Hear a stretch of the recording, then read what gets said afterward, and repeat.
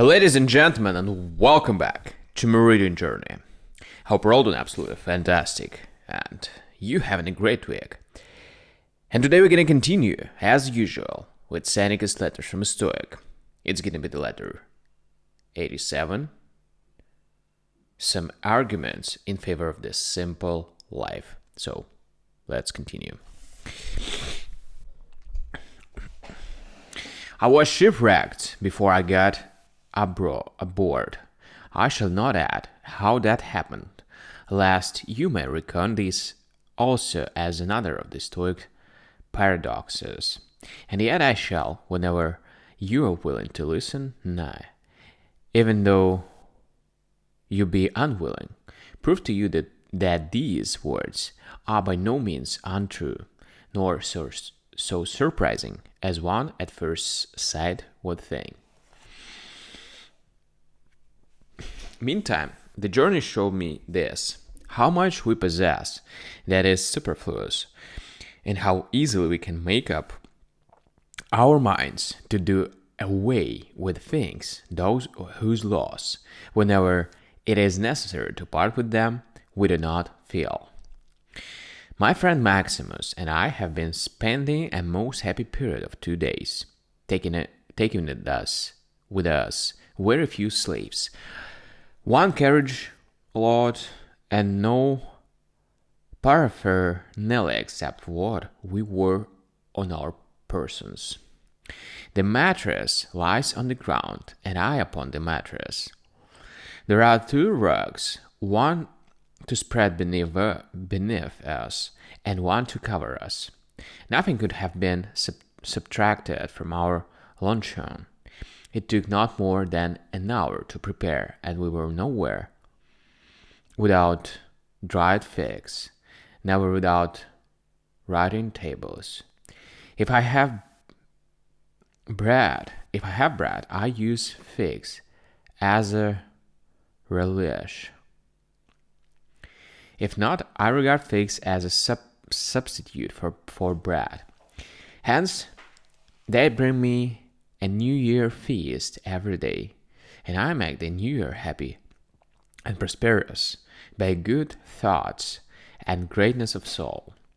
But the soul is never greater than when it is laid aside all extraneous things and has secured peace for itself by fearing nothing, and riches by craving no riches. The vehicle in which I have taken my seat is a farmer's cart. Only by walking, do the mules show that they are alive. The driver is barefoot, and not because it is summer either.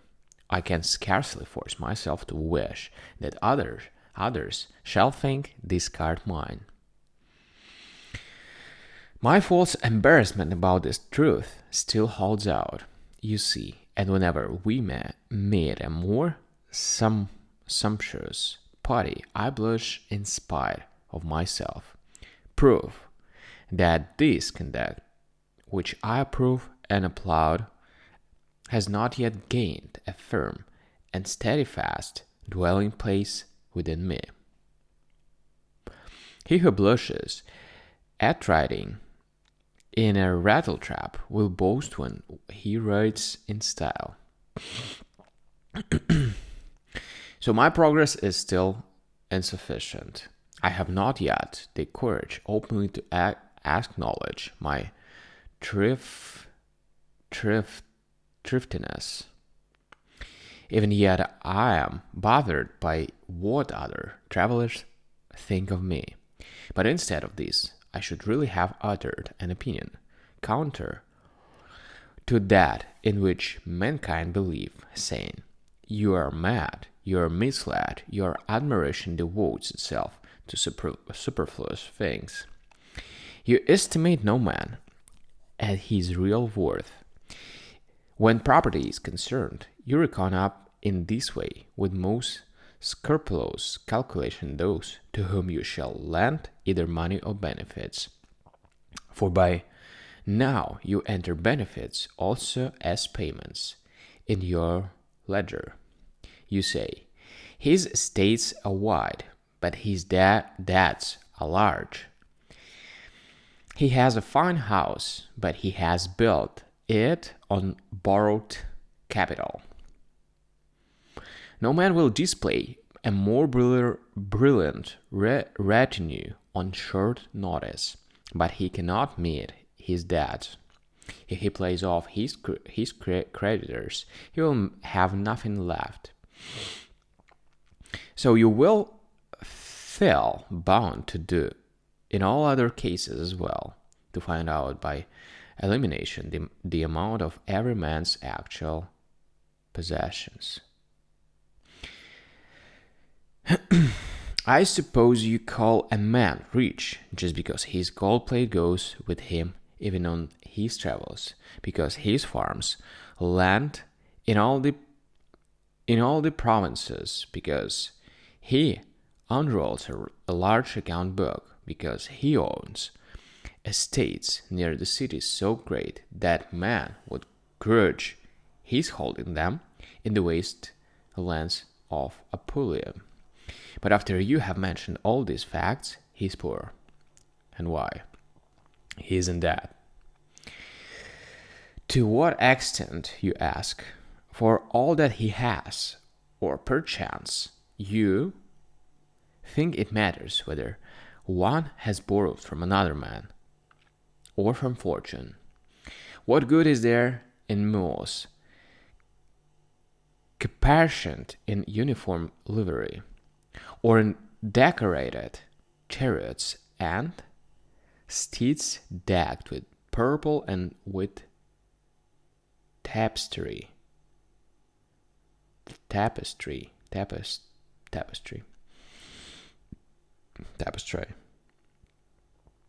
with golden harness hanging from their necks, champing their yellow bits, all clothed in gold?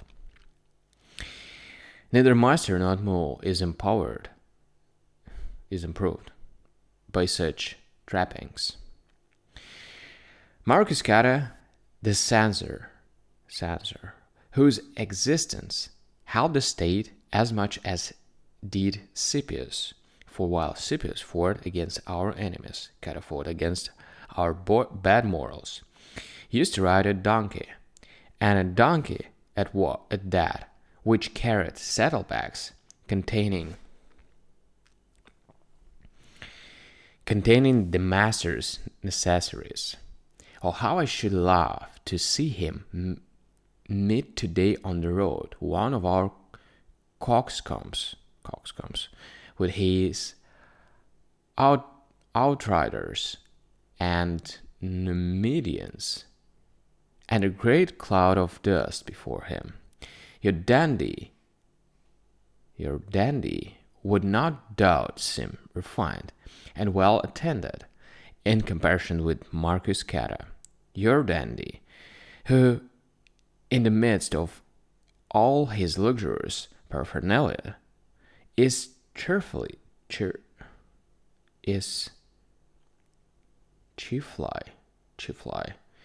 concerned whether to turn his hand to the sword or to hunt a knife.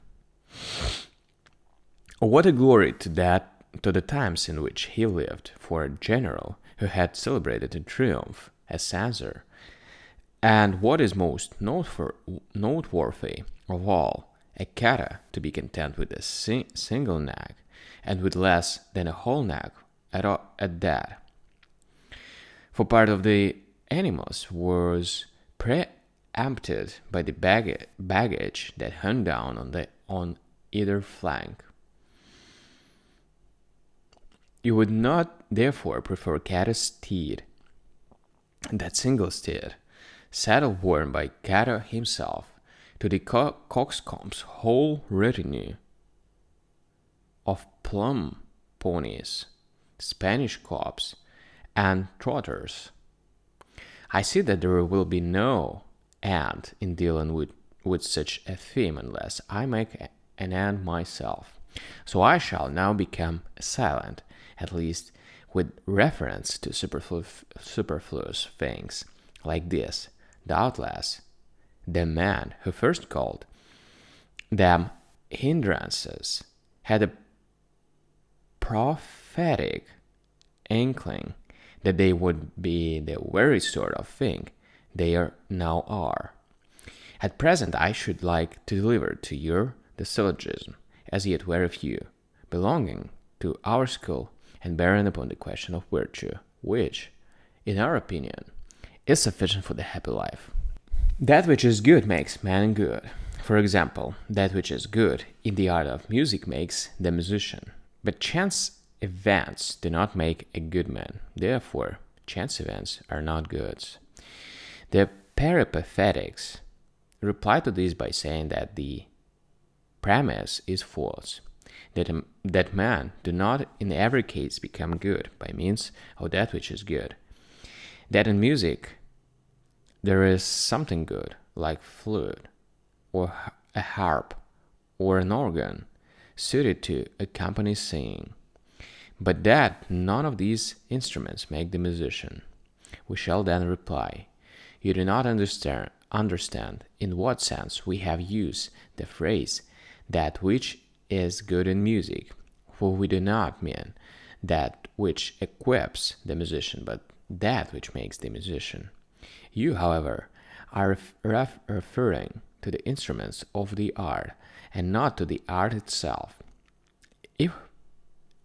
If, however, anything in the art of music is good, that will in every case make the musician, and I should like to put these ideas still more clearly. We define the good in the art of music in two ways. First, that by which the performance of the musician is assisted, and second, that by which his art is assisted. Now the musical instruments have to do with his performance, such as flutes and organs and harps, but they do not have to do with the musician's art itself. For he is an artist even without them. He may perhaps be lacking in the ability of practice his art, but the good in man is not in the same way twofold. For the good of man and the good of life are the same. That which can fall to the lot of any man, no matter how base or despised he may be, is not a good, but wealth falls to the lot of the ponder and the trainer of gladiators. Therefore, wealth is not a good. Another wrong premise, they say, for we notice that goods fall to the lot of the very lowest sort of man, not only in the scholar's art, but also in the art of hearing, or in the art of navigating. These arts, however, make no profession of greatness of soul. They do not rise to any heights, nor do they frown upon what fortune may bring. It is virtue that uplifts man and places him superior to what mortals hold dear. Virtue neither craves overmuch nor fears to excess that which is called good or that which is called bad. Chalidon, one of Cleopatra's eunuchs, possessed great wealth, and recently Natalis, a man whose tongue was as shameless as it was dirty, a man whose mouth used to perform the wildest offices, was the heir of many, and also made many his heirs. What then? Was it his money that made him unclean, or did himself besmirch his money? Money tumbles into the hands of certain men, and shilling tumbles down as silver. Virtue stands above all such things. It is appraised in coin of its own minting, And it deems none of these random windfalls to be good. But medicine and navigation do not forbid themselves, and their followers to marvel at such things. One who is not a good man can nevertheless be a physician, or a pilot, or a scholar. Yes, just as well as he can be a cook. He to whose lot it falls to possess something which is not of a random sort, cannot be called a random sort of man. A person is of the same sort as that which he possesses. A strong box is worth just what it holds, or rather, it is a mere accessory of that which it holds. Whoever sets any price upon a full purse, except the price established by the count of the money disposed therein. This also applies to the owners of great estates. They are only accessories and incidentals to their possessions. Why then is the wise man great? Because he has a great soul. Accordingly, it is true that which falls to the lot, even of the most despicable person, is not a good. Thus, I should never regard inactivity as a good, for even the tree frog and the flea possesses this quality. Nor should I regard rest and freedom from trouble as a good, for what is more at leisure than a worm? Do you ask what it is that produces the wise man? That which produces a god. You must grant that the wise man has in an element of godliness, heavenliness, grandeur. The good does not come to everyone, nor does it allow any random person to possesses it. Behold, what fruits each country bears, or will not bear. Here corn and there the wine grow richer, and elsewhere still the tender tree and grass, unbidden, clothy themselves in green. Seest thou how Tmolus ships its saffron perfumes forth, and ivory comes from Ind. Soft Sheba sends its incense, and the unclad Chlabes their iron. Hope I was right. These products are apportioned to separate countries in order that human beings may be constrained to traffic among themselves, each seeking something for his neighbor in his turn. So the supreme good has also its own body. It does not grow where ivory grows, or iron. Do you ask where the supreme good dwells? In the soul. And unless this soul be pure and holy, there is no room in it for God. Good does not result from evil, but riches result from greed. Therefore riches are not a good. It is not true, they say, that good does not result from evil. For money comes from sacrilege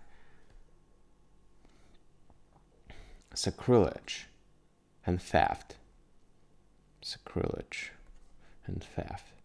Accordingly, although sacrilege and theft are evil, yet they are evil only because they work more evil than good. For they bring gain, but the gain is accompanied by fear, anxiety, and torture of mind and body. Whoever says that these must perforce admit this sacrilege, though it be an evil because it works much evil, is yet partly good because it accomplishes a certain amount of good. What can be more monstrous than this? We have to be sure, actually convinced the world that sacrilege, theft, and adultery are to be regarded as among the goods. How many men there are who do not blush at theft? How many who boast of having committed adultery? For petty sacrilege is punished, but sacrilege on a grand scale is honored by a triumphal procession. Besides sacrilege, if it is wholly good in some respect, will also be honorable and will be called right conduct.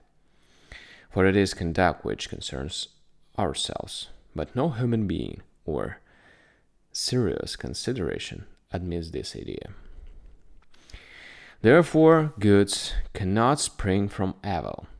For if, as you object, sacrilege is an evil for the single reason that it brings on much evil, if you but absolve sacrilege of its punishment and pledge it immunity, sacrilege will be wholly good, and yet the worst punishment for crime lies in the crime itself. You are mistaken, I maintain, if you propose to reserve your punishments for the hangman or the prison. The crime is punished immediately after it is committed, nay, rather at the moment when it is committed. Hence, good does not spring from evil any more than figs grow from olive trees. Things which grow correspond to their seed, and goods cannot depart from their class, as that which is honorable does not grow from that which is base, so neither does good from evil. Does good grow from evil? So neither does good grow from evil. For the honorable and the good are identical. Certain of our school oppose this statement as follows. Let us suppose that money taken from any source whatsoever is a good, even though it is taken by an act of sacrilege. The money does not, on that account, derive its origin from sacrilege. You may get my meaning through the following illustration. In the same jar there is a piece of gold, and there is a serpent. If you take the gold from the jar, it is not just because the serpent is there too. I say that the jar yields me the gold, because it contains the serpent as well. But it yields the gold in spite of containing the serpent also. Similarly, gain results from sacrilege, not just because sacrilege is a base and accursed act, but because it contains gain also. As the serpent in the jar is an evil, and not the gold which lies there beside a serpent. So in an act of sacrilege, it is the crime, not the profit, that is evil. But I differ from these men, for the conditions in each case are not at all the same. In the one instance, I can take the gold without the serpent. In the other, I cannot make the profit without committing this sacrilege. The gain in the latter case does not lie side by side with the crime. It is blended with the crime. That which, while we are desiring to attain it, involves us in many evils, is not a good. But while we are desiring to attain riches, we become involved in many evils. Therefore, riches are not a good. Your first premise, they say, contains two meanings. One is we become involved in many evils while we are desiring to attain riches. But we also become involved in many evils while we are desiring to attain virtue. One man, while traveling in order to prosecute his studies, suffers shipwreck, and another is taken captive. The second meaning is as following: that through which we become involved in evils is not a good, and it will not logically follow from our proposition that we become involved in evils through riches or through pleasure. Otherwise, if it is through riches that we become involved in many evils, riches are not only not a good, but they are positively an evil. You, however, maintain merely that they are not a good. Moreover, the objector says, you grant that riches are of some use. You reckon them among the advantages. And yet, on this basis, they cannot even be an advantage, for it is through the pursuit of riches that we suffer much disadvantage. Certain men answer this objection as follows: you are mistaken if you ascribe disadvantages to riches. Riches injure no one. It is a man's own folly or his neighbor's wickedness that harms in him in each case, just as a sword by itself does not slay. It is merely the weapon used by the slayer.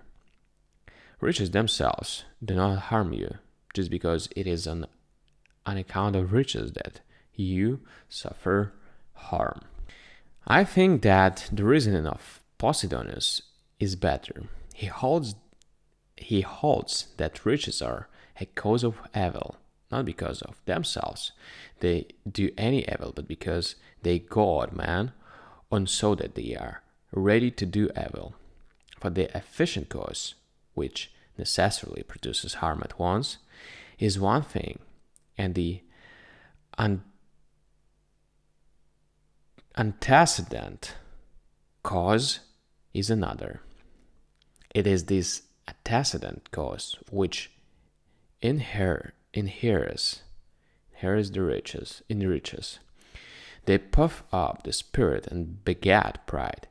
They bring on unpopularity and unsettle the mind to such an extent that the mere reputation of having wealth, though it is bound to harm us, nevertheless affords delight. All goods, however, ought properly to be free from blame. They are pure, they do not corrupt the spirit, and they do not tempt us. They do indeed uplift and broaden the spirit, but without puffing it up. Those things which are goods produce confidence, but riches produce shamelessness. The things which are goods give us greatness of soul, but riches give us arrogance. And arrogance is nothing else than a false show of greatness. According to that argument, the objector says, riches are not only not a good, but are a positive evil. Now they would be an evil if they did harm to themselves, and if, as I remarked, it were the efficient cause which inheres in them. In fact, however, it is the antecedent cause which enriches, and indeed, it is that cause which, so far from merely arousing the spirit, actually drags it along by force.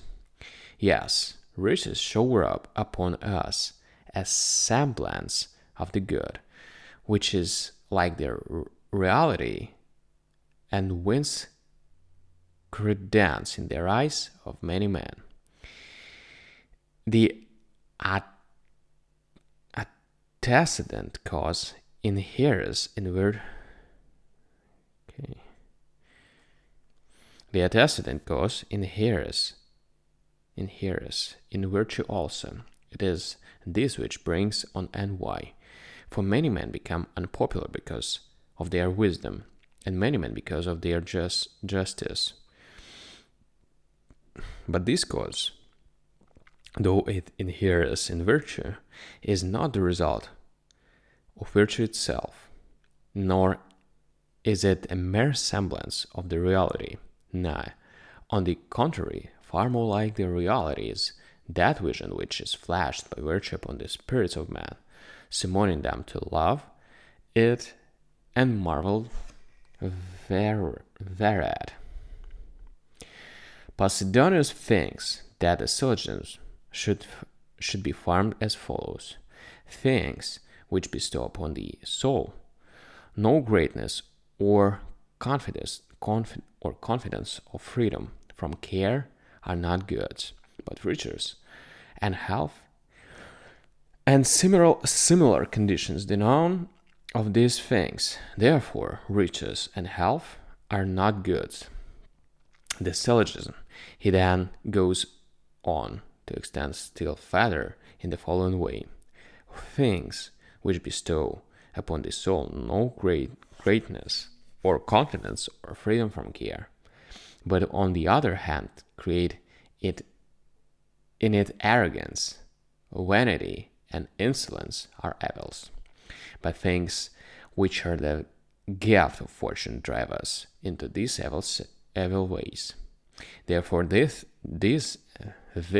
things are not goods, but, says the objector, by such reasoning, things which are the gift of fortune will not even be advantages. No advantages and goods stand each in a different situation. An advantage is that which contains more of usefulness than of annoyance, but a good ought to be unmixed and with no elements in it of harmfulness. A thing is not good if it contains more benefit than injury, but only if it contains nothing but benefit. Besides, advantages may be predicated of animals, of men, who are less than perfect, and of fools.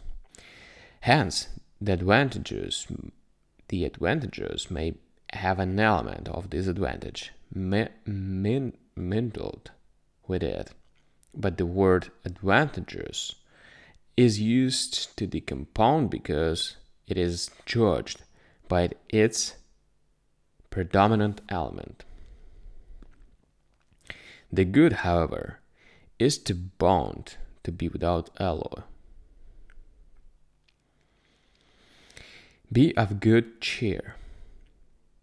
There is only naught left for you to untangle, though it is a knot of for a Hercules. Good does not result from evil, but riches result from numerous cases of poverty. Therefore, riches are not a good. This syllogism is not recognized by our school, but the Peripathetics both concocted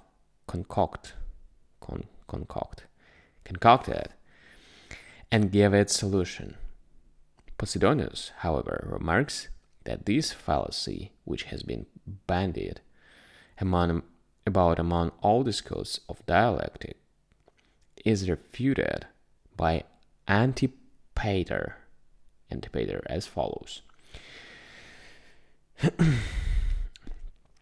The word poverty is used to denote not the possession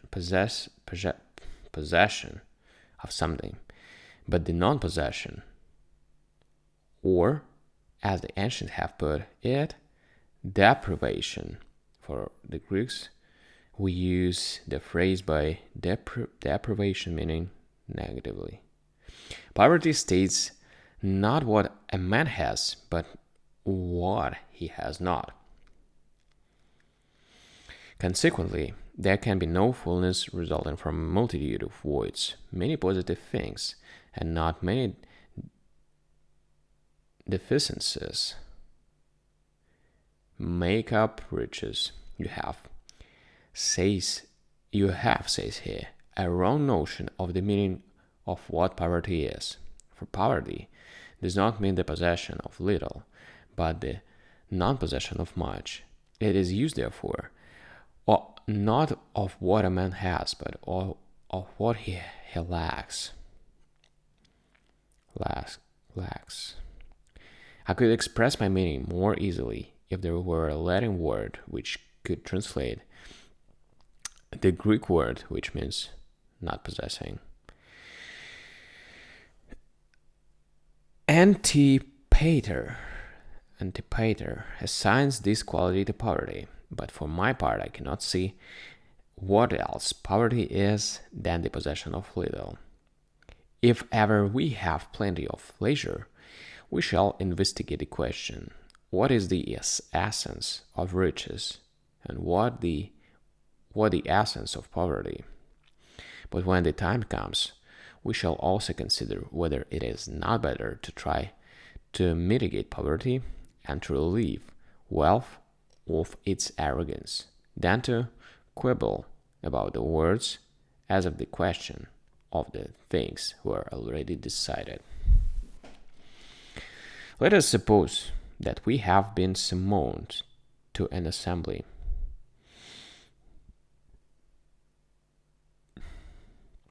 An act dealing with the abolition of riches has been brought before the meeting. Shall we be supporting it or opposing it? If we use this syllogism, will these syllogisms help us to bring it about that the Roman people shall demand poverty and praise it, poverty, the foundation and cause of their empire, and, on the other hand, shall shrink in fear from their present wealth, reflecting that they have found it among the victims of their conquests, that wealth is the source from which office-seeking and bribery and disorder have burst into a city once characterized by the utmost scrupulousness and sobriety, and that because of wealth and exhibition all too lavish is made of the spoils of conquered nations, reflecting, finally, that whatever one people has snatched away from all the rest may still more easily be snatched by all away from one. Nay, it were better to support this law by our conduct, and to subdue our desires by direct assault, rather than to circumvent them by logic. If we can, let us speak more boldly. If not, let us speak more frankly. What is that? No, farewell. Farewell, anyway. All right, guys. So it was a long story today, and we're gonna continue. It's probably the same, but tomorrow. So thank you for joining me today. See you tomorrow. The next letter. Bye.